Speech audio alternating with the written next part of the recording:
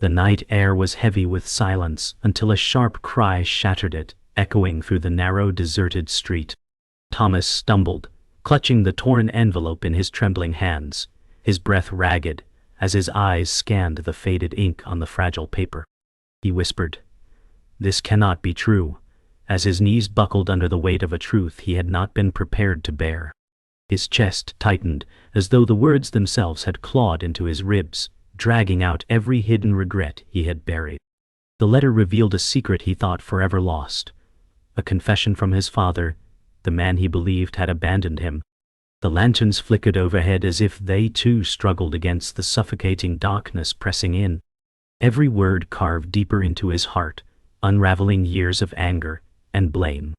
A passing wind caught the edge of the page, lifting it slightly as if urging him to let go, but he gripped it tighter. His whispered voice cracked. "Why now? Why, when everything is already broken?" The shadows seemed to lean closer, listening, as if the world itself hung in suspense. The silence that followed pressed down heavier than the cry itself, suffocating in its weight. Thomas sat frozen, the words of the letter burning into his mind, each line dismantling the image he carried of his father.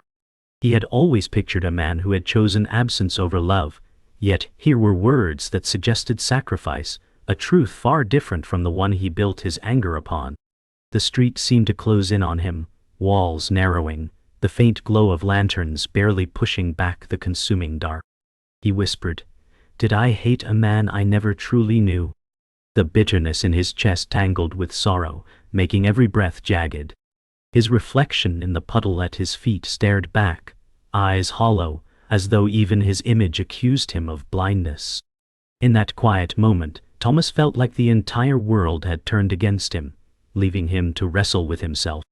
He tightened his grip on the letter, the only bridge between past and present, but it felt more like chains than hope.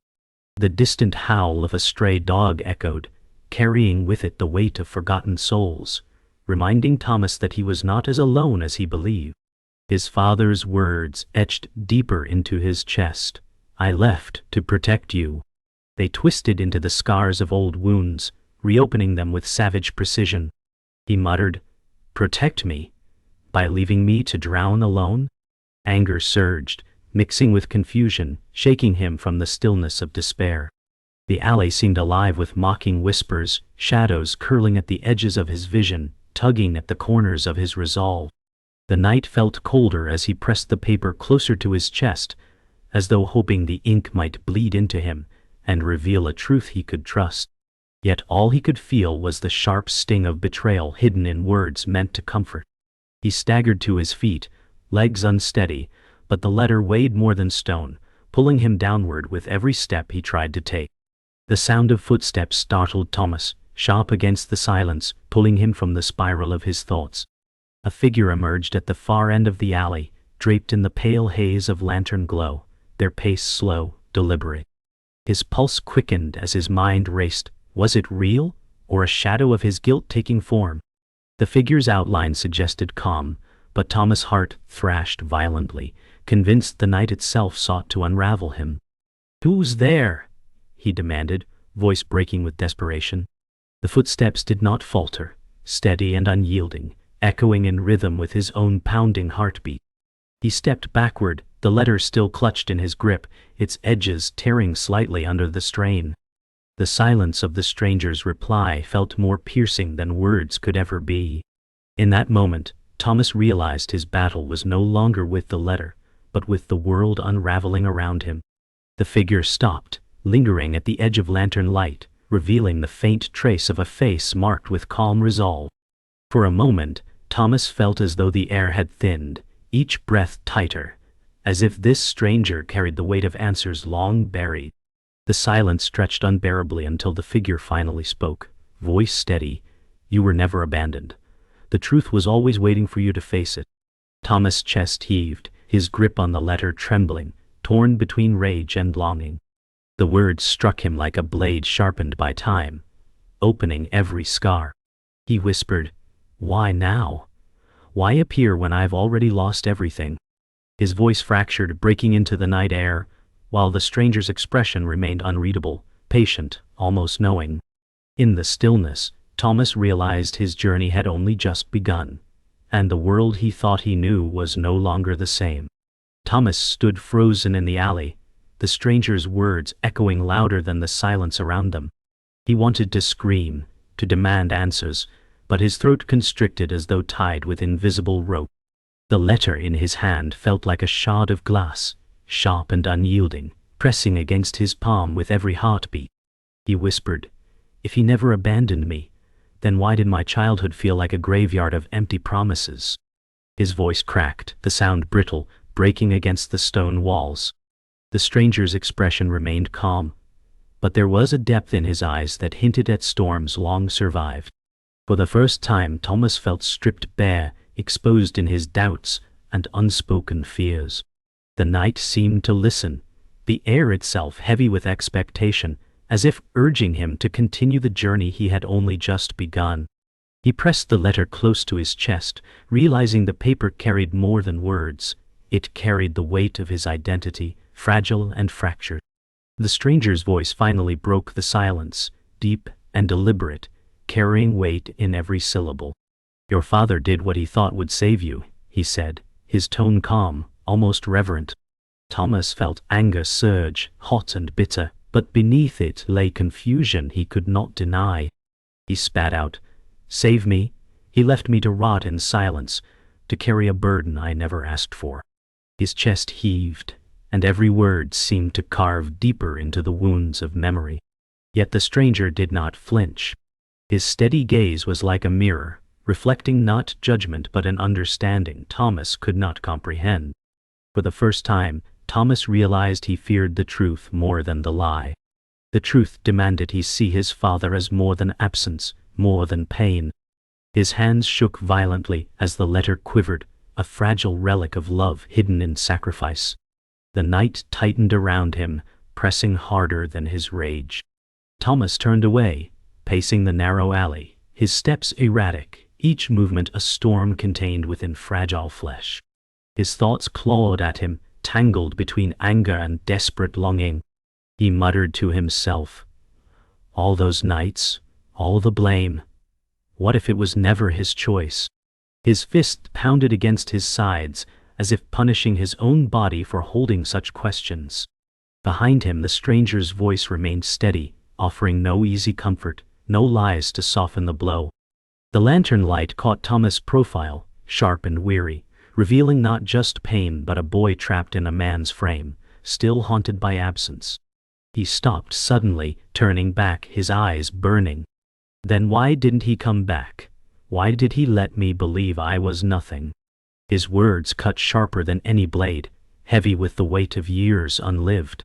The shadows listened, holding his grief like an endless well. The stranger stepped closer, his movements deliberate, not threatening but certain.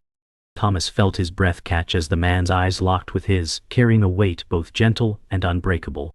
"Because he trusted you would survive," the man said softly, each word cutting like quiet thunder. Thomas recoiled, the phrase lodging deep in his chest. Survival had been his curse, not his salvation. He thought of every empty room, every silent dinner, every unanswered question that carved emptiness into his youth. His voice cracked. "Survive? That's all I did. I never lived." The truth of his confession left him trembling, vulnerable in a way he had never allowed. His knees weakened, and he clutched the letter tighter, afraid that letting go meant drowning in the dark. Yet, somewhere in the stranger's calm, there was a promise of strength, though Thomas could not yet see it. The night fell into a stillness that made Thomas' heartbeat sound deafening in his ears. He felt as though the world demanded an answer from him, an answer he did not yet have. The stranger's calm presence lingered, heavy but steady, anchoring him in the storm of his mind. Thomas whispered, "I hated him for leaving, but maybe I feared the truth even more." The admission escaped him like a secret torn from his chest, leaving him hollow and shaking. For the first time, the anger softened, just enough to let sorrow bleed through. His shoulders sagged, his breath uneven, his entire being caught between collapse and awakening. The lantern light flickered again, as if recognizing the shift within him. He no longer held only the bitterness of a child, but the fragile beginning of a man willing to understand. His journey had found its anchor, not in answers, but in the courage to face himself. Thomas walked aimlessly into the night, the letter heavy in his pocket, as though it carried 1,000 chains. Every step echoed against the cobblestones like a drumbeat of doubt. He whispered, "If he loved me, why did he trust silence to protect me?" The words burned as soon as they left his lips. His chest ached with anger, yet grief seeped through the cracks like poison. He passed shuttered windows, the faint glow of lamps flickering inside, reminding him of homes he never truly had. His reflection in a darkened shop window revealed not a man, but a child trapped in memories of absence.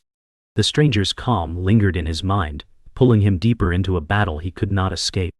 For the first time, he realized this journey was not only about his father's truth, but his own. His heart pounded with the terrifying thought, what if he was never ready to know?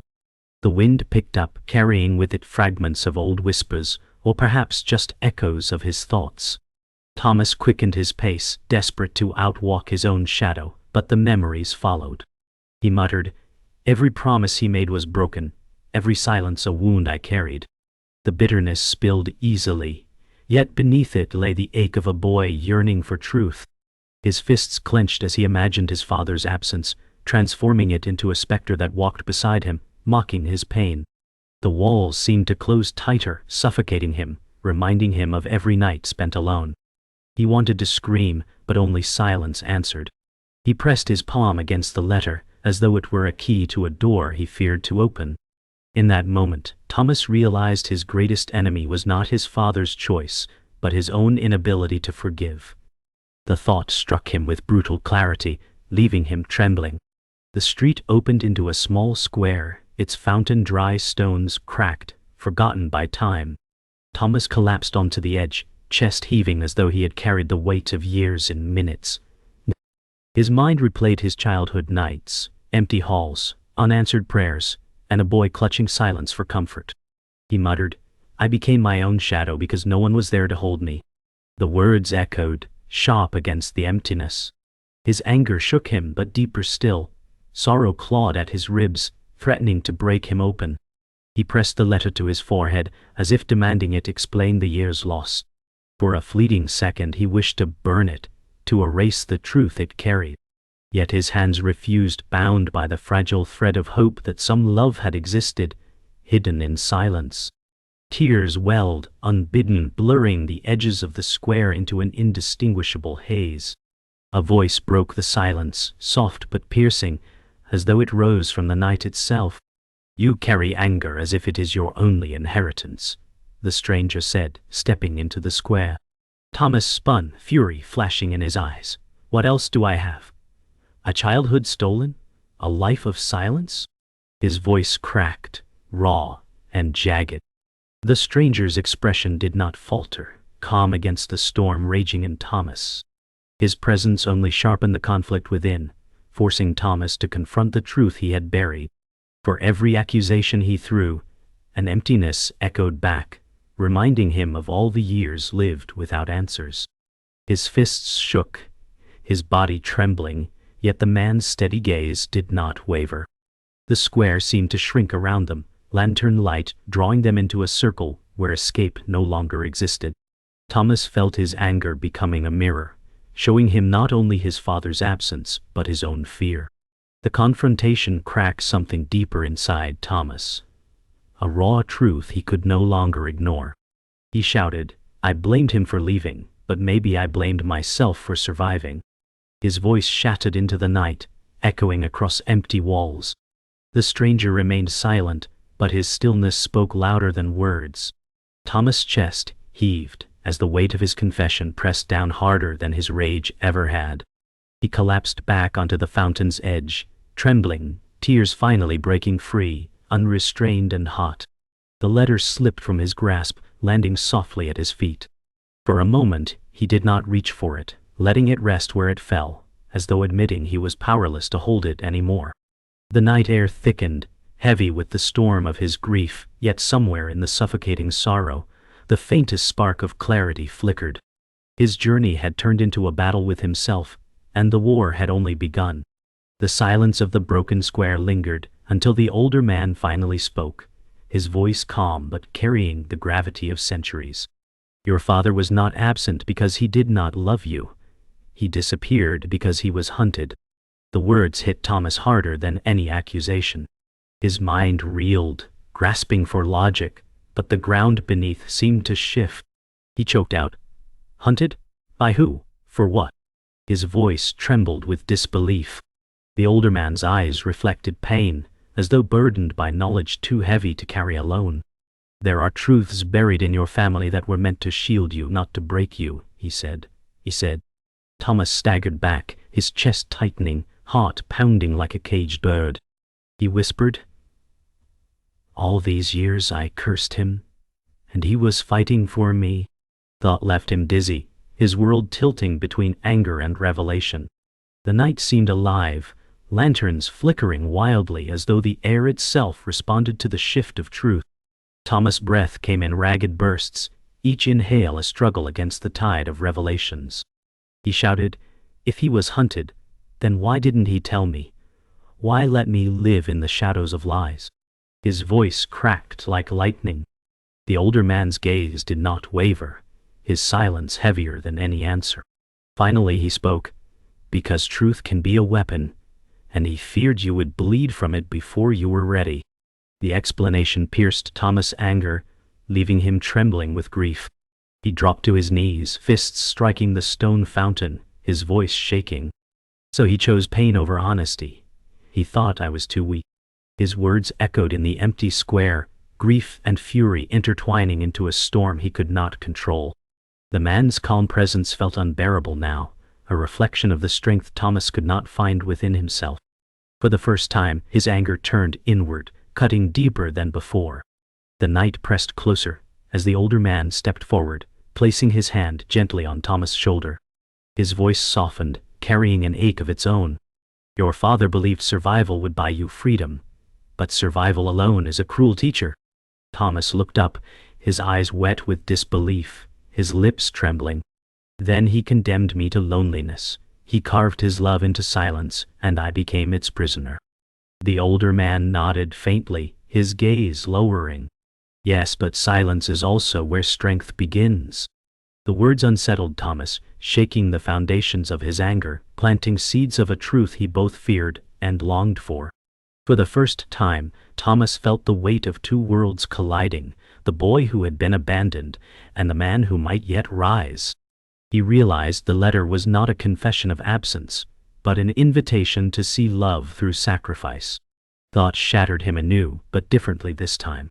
Thomas staggered to his feet, trembling, his voice raw. If silence was love, then why does it still feel like abandonment? His chest heaved as he stepped away, torn between rage and longing. The older man's expression deepened with sorrow. Because love often wears the mask of sacrifice, and it is never without cost. Thomas shook his head violently, whispering, "I don't know if I can forgive him." His reflection in the fountain stared back, hollow and accusing, a mirror of his torment. The older man's gaze turned toward the letter lying near Thomas' hand. The truth was never to erase the pain, but to give it meaning. The words lingered, heavy and transformative, pressing into Thomas' heart like embers. He stared at the letter, afraid to touch it, afraid of what it now represented. The night hummed with tension, lanterns flickering as if caught between shadow and flame. The fountain's silence became unbearable, a stage where past and present collided. Thomas finally reached for the letter, his fingers trembling as though touching fire. His voice was faint but trembling with emotion. "All this time, I thought I was unloved. And yet, every word here screams sacrifice." The older man's gaze softened, almost proud. "Wisdom does not erase wounds, it teaches you how to carry them." The phrase landed deep within Thomas, shaking him with its truth. He held the letter against his chest, tears streaming down his cheeks. For the first time, he saw his father not as absence, but as someone who bore silence as a shield. Yet forgiveness remained elusive, lingering just beyond reach. Thomas whispered, "Then this journey is not to find him, but to find myself." The words felt foreign, fragile, yet they resonated with the clarity of a revelation too long buried. Thomas' body shook as though every emotion he had buried now demanded release. His voice erupted into the square. I lived in silence, and I thought it defined me, but it broke me into pieces I cannot mend. His cry reverberated off the stone walls, raw and unfiltered. The older man stood still, watching with unshaken eyes, allowing the storm to rage. Thomas collapsed forward, clutching the letter to the ground, his sobs echoing like thunder. He whispered, "If survival was love, then love feels like a curse." His confession tore open every scar, leaving him stripped and vulnerable. For the first time, the night itself seemed to hold him, its silence not cruel but listening. His body trembled, caught between destruction and awakening. He realized the battle was not against his father, not even against silence. It was against himself, the fear that he was unworthy of love. The truth crushed him, yet it also freed him. His sobs slowed into ragged breaths, the kind that scraped the throat raw. Thomas raised his face toward the older man, eyes swollen and voice broken. "Then tell me, what do I do with this pain?" The question tore through him, desperate and fragile. The man stepped forward, his voice steady, yet heavy with its own grief. "You carry it, not as chains but as proof of who you are becoming." Thomas flinched, the words cutting deep, reshaping his wounds into something unfamiliar. He whispered, "I don't know if I am strong enough." The older man's gaze softened, but he did not offer comfort. Instead, he said, "Strength is not absence of weakness, it is walking despite it." The phrase ignited something in Thomas, fragile but real, like a spark in endless darkness. His chest heaved, and for the first time he inhaled without drowning. Thomas rose slowly, legs unsteady, yet something within him held firm. He pressed the letter to his chest, whispering, "I will not erase the pain, but I will no longer let it own me." His voice wavered, but did not break. The older man nodded faintly, a ghost of approval passing across his features. The night air shifted, lighter now, as though acknowledging the change. Thomas looked around the empty square, its broken stones no longer a prison but a witness. His shoulders still sagged with weight, but there was a spark of defiance in his stance. For the first time, he was not collapsing into silence but rising out of it. He whispered again, firmer this time, "I will live, not just survive." The words reverberated, fragile yet powerful, reshaping the space around him. His journey had reached its breaking point, but he now stood at the edge of transformation. The square seemed to expand, no longer suffocating but vast, as though opening a path Thomas had never seen before. His voice trembled, but carried clarity. "I feared I was nothing, but pain itself has shaped me." The older man inclined his head, the lantern glow catching silver strands of his hair. "Wisdom is born not from answers, but from wounds endured." Thomas absorbed the words, his chest tightening with the weight of realization. He saw his past, not erased, but reframed, a collection of scars that whispered survival, not failure. Tears lingered, but they no longer drowned him. He stepped forward, no longer retreating from the man, but walking toward the truth.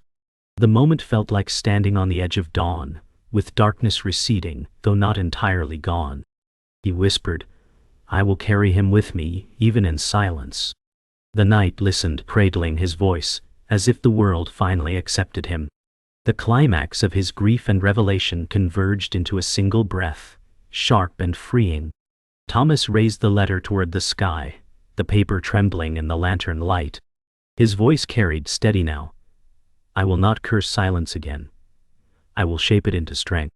His declaration echoed through the square, reverberating against stone walls that once mocked him. The older man's gaze softened, almost proud, as though witnessing the birth of something long awaited. Thomas lowered the letter slowly, pressing it against his heart. His tears still fell, but they no longer marked defeat. They marked renewal. His chest rose with a breath unchained, and he whispered, "This is where I begin." The words sealed his transformation, not erasing the past, but rewriting its meaning. The night stood still, lanterns glowing steady, no longer flickering, as though the world itself had found peace in his resolve. The square was quiet now, the storm within Thomas easing into something gentler. He stood still, chest rising with deep breaths that no longer burned. The letter pressed against his heart felt different, not as chains but as a compass pointing toward meaning. He whispered, "I hated silence, but now I see it kept me alive long enough to face this." The older man watched him, his calm presence a steady anchor. For the first time, Thomas felt the world wasn't pressing against him but opening before him. His grief had not vanished, it lingered, a companion, but no longer a master. He closed his eyes and let the night air wash over him, cool and cleansing. For years he had carried questions as wounds. Tonight, they became scars, painful but his own. The silence, once suffocating, now held the faintest promise of peace. Thomas turned toward the older man, his voice calmer but edged with exhaustion. "He left me silence, and it hurt, but maybe he trusted I'd learn to hear what it carried." His words felt foreign yet true. The older man inclined his head, eyes glimmering with quiet approval. "You are beginning to see that wisdom is not in answers, but in learning to live the questions." Thomas let the phrase settle into his chest. His body trembled, not from rage now, but from release. For the first time his anger had nowhere to go, and it dissolved into something lighter. He whispered, "I am still broken, but maybe I don't need to be whole to move forward." The admission eased something deep within him. The square seemed less cold, the night less cruel, as if his confession had shifted the weight of the world just enough for light to seep in. The older man stepped closer, voice low but unwavering. "Your father carried silence so you could carry life. Do not waste it on regret." Thomas lowered his gaze, his jaw trembling. His voice cracked. "Then this pain must become more than scars, it must become purpose." He pressed the letter tighter to his chest, as though sealing the vow into himself. Tears still lingered, but they no longer blurred his sight. For the first time, his pain was sharp but clear, no longer confusing shadows. He whispered, "I will carry him, not as absence but as strength." The older man's silence spoke louder than words, his presence confirming the vow. The lanterns above swayed gently, their light steady now, no longer flickering. In that stillness, Thomas realized the night had changed, because he had. Thomas lifted his head toward the sky, stars faintly visible beyond the city haze. He whispered, "Maybe I was never abandoned, only prepared." The words left his lips with a quiet strength, surprising even himself. The older man's gaze softened, though he said nothing. The silence that followed no longer stung but settled gently, like a cloak over his shoulders. Thomas felt both smaller and stronger, as though he belonged to something larger than his pain. For the first time, he imagined a future not defined by absence but by resilience. He pressed the letter into his coat pocket, not to hide it but to carry it forward. His heart still ached, but the ache no longer hollowed him, it filled him with meaning. He whispered again, steady this time, "I will live." The night answered with stillness, no longer a void, but a witness. The older man finally stepped back, his presence receding like the tide. His voice carried across the square. "Your journey has only begun. Do not forget. The heart knows the way." Thomas felt his chest tighten at the words, but instead of despair, he felt gratitude. He bowed his head slightly, whispering, "Then I will follow it, no matter how uncertain the path." The older man's figure blended into the shadows, fading until only silence remained.